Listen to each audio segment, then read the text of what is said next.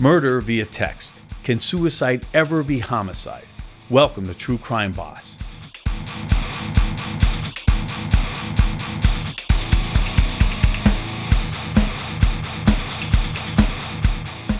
Every now and then one of these cases jumps right out the page at me, and I'm sure at you. This one is a 35-year-old mother and ex-girlfriend of our victim here, charged and facing causing a suicide charge, a felony, for the graphic and heinous text messages she sent to Kevin Metzger, her ex-boyfriend. Kevin was a soldier. He'd been in the United States Army for 2 decades. He re-enlisted and was in the reserves. He was specializing in water purification for the military, was a loving father, and was heading toward the door in his relationship with Mandy Rausch. Mandy wasn't having it. Mandy had begun sending Kevin a series of graphic text messages. So heinous, folks. We've all seen tough text messages. Mandy Rausch was sending the father of her daughter text messages that sounded the following way. I am sleeping with a new man. Your daughter is going to call him daddy. Your beloved pet just died. I took your scrapbook of pictures of your dead dog, burned them, and had sex with my new boyfriend on the ashes of that scrapbook. Kill yourself. Die slowly. Suffer. And your daughter and my new boyfriend will dance on your grave while she calls him daddy. Now, folks, we've all heard of triggers, okay?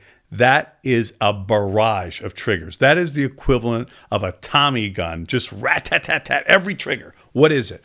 Your ex-girlfriend is sleeping with someone else. Your manhood is now insulted. Your dead dog that you're mourning has been desecrated. You will not see your daughter. There is a new man in her life. All of these triggers are just compiling upon this Kevin Metzger.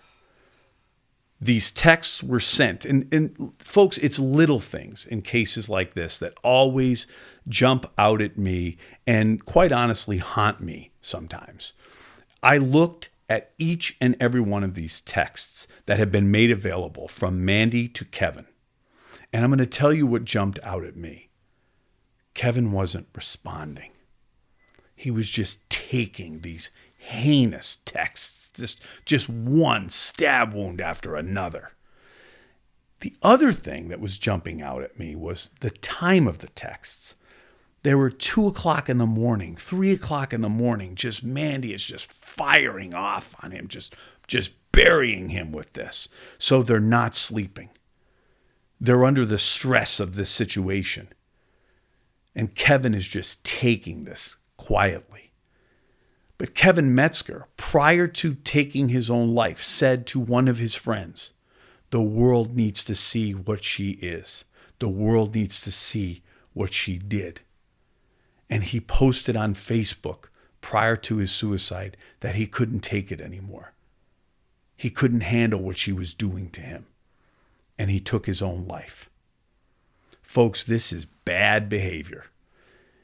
And Mandy is well represented by Philip De La Sente, who's taking the position that his client did send bad texts. These were emotionally volatile fights, one-sided because Kevin wasn't answering, but she never intended for him to kill himself. The counter to that is, folks, if I'm the prosecutor handling this case, I would say, well, her intention was pretty clear. She said in the text, no, I mean it, kill yourself. Actually kill yourself. And what are the kind of things you would look at in a case like this? There's no doubt the behavior's bad. Is it convictable murder, essentially? What are the kind of things that we still don't know and we need to know about Mandy Rausch and Kevin Metzger? A couple of things. Kevin was in the military. Was he under or in the throes of PTSD? Was he suffering from some kind of a mental deficit that would have also impacted him on top of taking that barrage of brutal texts?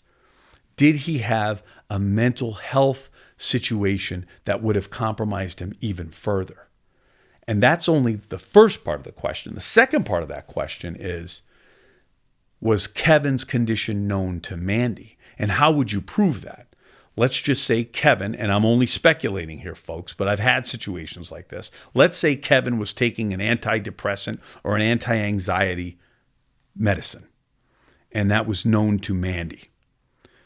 Well, clearly, she's put on notice at that point that he is under treatment for a condition that makes his sensibilities compromised, makes him more vulnerable. I've had every kind of case in my career, folks. I must confess I have not had a murder via text case, which is why this one jumped off the page. But I had something that's somewhat relatable. Several years ago, I had two situations where younger sons attacked older infirmed fathers with heart conditions. Those heart conditions were known to those sons. They engaged their fathers in a physical capacity. They got into a fight with their dads. They were assaulting their dads. And in both cases, the dads took heart attacks, suffered cardiac arrest, and died. Those two cases were manslaughter charges as a result of homicide by heart attack.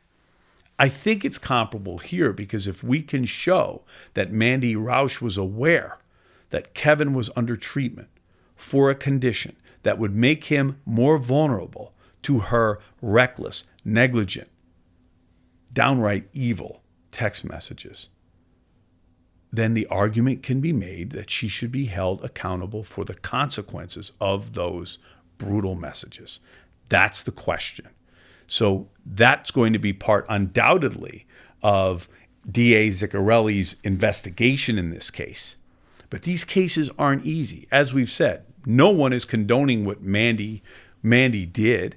If her lawyer comes in and De La Sente says, look, I'm not here to defend what Mandy did. I'm here to defend the fact that Kevin's death was not a foreseeable consequence of those text messages. This is a defendable case. And if it is successfully defended, it sets a standard and sends a message to prosecutors that these kinds of cases aren't going to hold up. There was a nationally known case, the case of Conrad Roy. Michelle Carter was charged in the death of Conrad Roy. If you remember those cases, Michelle Carter was a girlfriend sending messages to her then boyfriend, describing to him how he should kill himself, encouraging him to do it, giving him the method, giving him the means. Now, De La Sente took issue when the media inevitably started drawing contrasts and comparisons with this case. He said, this case is different. It's not that different. It's not that different.